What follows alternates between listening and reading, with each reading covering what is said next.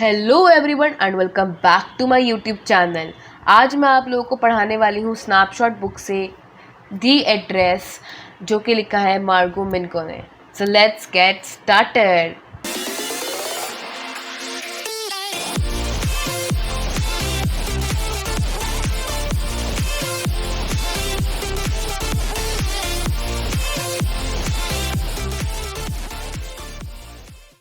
Basically इस chapter में 3 important character हैं। एक है नरेटर, जो कि यहाँ पर डॉटर का रोल प्ले करती है।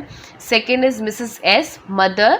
And third is Mrs Darling, जो कि ओल्ड एक्वेंटेंस है यहाँ पर मिसेस एस की। तो बेसिकली स्टोरी स्टार्ट होती है जब डॉटर माने नरेटर अपनी मदर की बिलोंगिंग्स को ढूंढने निकलती है वॉर के बाद। जो पहले ये लोग रहते थे होलैंड में, तो उसकी मम्मी जो थी मतलब मिसेस एस, उनकी डेथ हो जाती है वॉर में। वो काफ़ी एजेड भी हो जाती है, तो पहले ही बोल देती है कि मेरा सर्वाइवल मुश्किल हो जाएगा, might be I could die, तो वो वॉर में ही मर जाती हैं। तो उन्होंने अपनी सारी बिलोंगिंग्स, प्रेशियस चीज़ें, सब कुछ मिसेस डॉर्लिंग को दे दिया होता है, जो कि रहती है नंबर 46 मार्कोनी स्ट्रीट में, या Marconi street, everyone has their own pronunciations. So वो रहती है नंबर 46 मार्कोनी स्ट्रीट में। नरेटर ने पहली बार मिसेस डॉर्लिंग को देखा था first half period of the war में, देखा था उनको। नरेटर कुछ टाइम के लिए अपने घर रहने आई थी और उन्होंने देखा था कि यहाँ पर कुछ चीज़ें चेंज हो रही है, कुछ चीज़ें गायब भी हो रही हैं। तो उन्होंने मेरी मम्मी से पूछा कि ये सब चीज़ें कहाँ है कहाँ है। तो उसकी मम्मी उसको बताते हैं कि मिसेस डॉर्लिंग ने ये सब चीज़ें अपने घर में सेफ्टी से मूव कर ली हैं और मैंने ही उनको बोला है। तो उसकी मम्मी ने उसको बोला था कि सब चीज़ें अपने घर ले जाओ, क्योंकि मैं नहीं चाहती कि मैं ये सब सामान वॉर में खो दूँ। तो उसकी मम्मी ने उसकी मम्मी मिसेस एस ने डॉटर को उनका एड्रेस बताया था कि ये रहती है 46 मार्कोनी स्ट्रीट में। तो वॉर ख़त्म होने के बाद नरेटर उनके घर जाती है विजिट करने के लिए, और नरेटर बहुत अच्छे से मिसेस डॉर्लिंग को मतलब जानती थी कि कैसी वो दिखती है, उनका लुक क्या था। वो एक वुमेन थी जिनकी ब्रॉड बैक थी और वो उनको मतलब बहुत ईजिली पहचान लेती। तो वो जैसे सर्च करने निकली तो उन्होंने देखा कि हाँ मुझे एड्रेस मिल गया, मुझे याद भी आ गया कि वो 46 मार्कोनी स्ट्रीट पर रहती। तो उन्होंने सर्चिंग शुरू कर दी। शुरू में तो उनको काफ़ी टाइम लगा रिकग्नाइजेशन में, लेकिन उनको घर मिल गया। तो उसकी वजह से वो नॉक करती है, तो मिसेस डॉर्लिन इनके लिए गेट खोलती है। तो फिर वो जैसे ही वो मिसेस डॉर्लिन नरेटर को पहचान जाती कि ये मिसेस एस की डॉटर है, लेकिन क्योंकि वो नहीं चाहती थी कि वो घर पर आए या फिर सब चीज़ें मुझसे वापस ले ले या फिर मुझे पहचान ले, तो ऐसे ड्रामा इतना एक्टिंग करती है ना पहचानने की, और रिफ्यूज़ कर देती है डॉटर को कि मैं नहीं जानती। तो जैसे डॉटर पूछती है कि हेलो मिसेस डॉर्लिंग, मैं ऐसे ऐसे हूँ, तो क्या मुझे जानती? तो कहती नहीं मैं नहीं जानती, आप कौन, सॉरी। तो ऐसे रिकॉग्नाइज़ करने मना कर देती है। लेकिन डॉटर को पहचान लेती है, क्योंकि उन्होंने ना उसकी मम्मा का ग्रीन कलर का निटेड कार्डिगन पहना था, जो उसकी मम्मी का था, माने मिसेस एस का था। क्योंकि उसकी बिलोंगिंग सब कुछ मिसेस डॉर्लिंग के पास थी, तो उस समय उसने वही कार्डिगन पहना था। तो मिसेस डॉर्लिंग भी समझ गई शायद ही मुझे पहचान गई, क्योंकि मैंने वो कार्डिगन पहना है। तो वो क्या करती है, वो अपने आप को ना डोर के पीछे छुपा लेती है और कहती है कि नहीं मैं नहीं देखना चाहती, तुम चले जाओ, और फटाफट से डोर को बंद कर देती है। क्योंकि नरेटर का मतलब मिस डॉटर का काम कुछ अच्छा हो नहीं पाया और ना ही वो घर जा पाई, तो उन्होंने वहाँ से तो वो चली जाती हैं। और फिर वो सोचती है कि मेरी माँ ने क्या क्या बताया था उनके बारे में कि कैसी है, शी इज़ वेरी स्वीट, ऐसे काइंड है। लेकिन अब उसको लगता है कि यार नहीं, ये सब तो झूठ था। तो उसकी जो फर्स्ट विजिट थी वो फ्रूटफुल तो रही नहीं। तो फिर वो दोबारा नरेटर के घर विजिट करती है, आई मीन टू से नरेटर दोबारा विजिट करती है, सॉरी, नरेटर दोबारा विजिट करती है मिसेस डॉर्लिंग के घर। तो इस बार वो जैसे नॉक करती है, तो एक 15 साल की लड़की उनके लिए डोर खोलती है और वो पूछती है, जैसे मिसेस एस की डॉटर बोलती है कि मैं आपकी मदर से मिलना चाहती हूँ।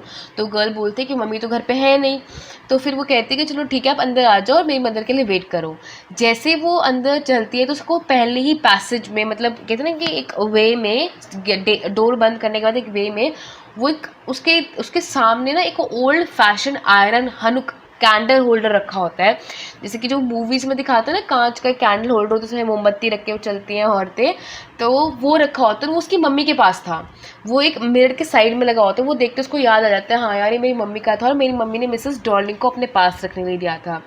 तो वो जो गर्ल होती है 15 साल की, वो डॉटर को लिविंग रूम में बैठने के लेके जाती है, तो उसको बिठाती है। तो जैसे ही नरेटर वहाँ बैठती है, वो कहते हैं ना बहुत चक्कर रह जाना, तब शॉक्ड हॉरिफाइड हो जाती है एकदम से वहाँ बैठ के।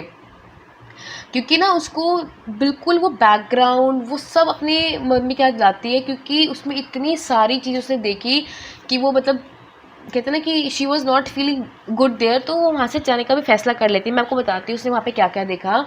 तो जैसे वो सोफे पे बैठते हैं तो उसके जो टेबल पे ना एक वुलन क्लॉथ, टेबल क्लॉथ लगा होता है, तो वो ना उस टेबल क्लॉथ पे अपना हाथ ऐसे चलाती है, इस पैटर्न के जैसे लाइन पैटर्न बना होता है, उसमें अपना हाथ ऐसे लेके जाती है आगे आगे तक। तो वो देखते हैं कि अगर हमारा होगा ना यहाँ पे बर्न का मार्क होगा, तो उसको सेम वही बर्न का मार्क मिल जाता है, और वो होल को पहचानते कि यार ये हमारा टेबल क्लॉथ है। तो वो फिर जो 15 साल की लड़की है वो उसके लिए टी लेके आती है एक वाइट पॉट में, जिसमें गोल्ड बॉर्डर होता है, लिड के ऊपर गोल्ड का बॉर्डर। तो वो लेडी, वो गर्ल उसके लिए, डॉटर के लिए बॉक्स खोलती है, उसमें से स्पून्स निकालती है। तो जो नरेटर है ना वो प्रेस करती है, बहुत अच्छा बॉक्स है, कहाँ से मिला ये वो, उसको हालांकि पता होता है। तो उसकी डॉटर बोलती है, मिसेस डॉर्लिंग की डॉटर बोलती है कि ये ना बहुत यूनिक और एंटीक है। नरेटर बोलती है कि हाँ लग तो एंटीक रहा है। तो मिसेस डॉर्लिंग की डॉटर बोलती है कि हाँ ये बहुत ना यूनिक है और हमारे पास ऐसी बहुत चीज़ें हैं। तो वो हर जगह ना रूम में पॉइंट आउट करती है कि देखो ये। तो नरेटर बोलती है कि सोचती है अपने दिमाग में कि हाँ ये सारी चीज़ें तो हमारी थी।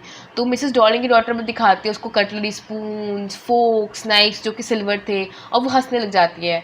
तो ये देख के नरेटर को भी थोड़ा अच्छा फील नहीं होता। उसके बाद वो लड़की, मतलब मिसेस डॉर्लिंग की डॉटर, उसको छोड़कर उसी रूम में चली जाती है और आगे बढ़ती है, मतलब अपने कमरे में चली जाती है। और नरेटर को ये सब सुनकर, वो एटमॉस्फेयर देखकर बिल्कुल अच्छा नहीं लगता कि मतलब उसकी सारी मम्मी की चीज़ें हैं और बिल्कुल मतलब अगली तरीके से अरेंज की हुई है, कोई अरेंजमेंट नहीं है प्रॉपर, कैसे मेरी मम्मी ने इतना संभाल के रखा था, और इसकी मम्मी ने, मतलब मिसेस डॉर्लिंग ने कैसा हाल बना दिया इन सब चीज़ों का।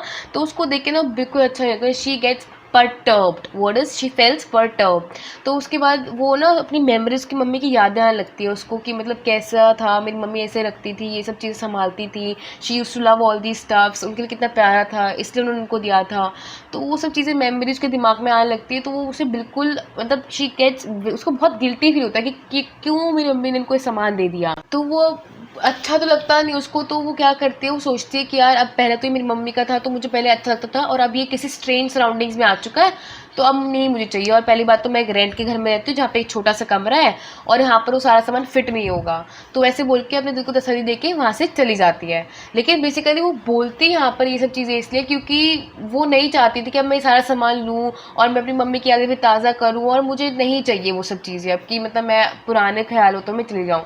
इसलिए वो अपने आप को दिल को तसल्ली दे के वहाँ से चली जाती है, और वो निर्णय लेती है, मतलब शी टेक अ प्लेज कि आगे से मैं कभी इस एड्रेस पे नहीं आऊँगी, और जितनी मेमोरीज है मैं सब भुला दूँगी, और ये जो एड्रेस है मैं अपने दिमाग से निकाल दूँगी कि यहाँ पर कोई रहता भी था। तो वो उस एड्रेस को भुलाकर तय करते हैं अपनी लाइफ में आगे मूव ऑन करने की, एंड यहाँ पर ये स्टोरी एंड हो जाती है। Tell me pretty lies, look me in the face, tell me that you love me, even if it's fake.